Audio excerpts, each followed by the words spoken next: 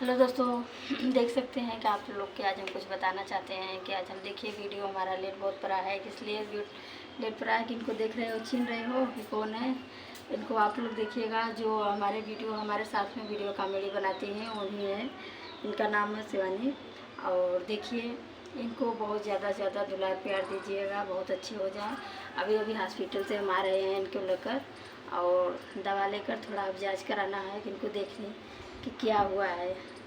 कि इनको तबीयत आज 3 दिन से बहुत ज़्यादा तबीयत ख़राब है।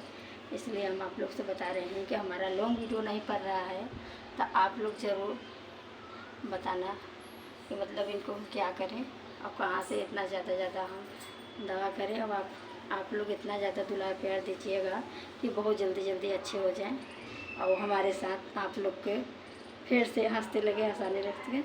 और देखिए फिर अगले ब्लॉग में हम फिर मिलते हैं आप लोग से। बाय।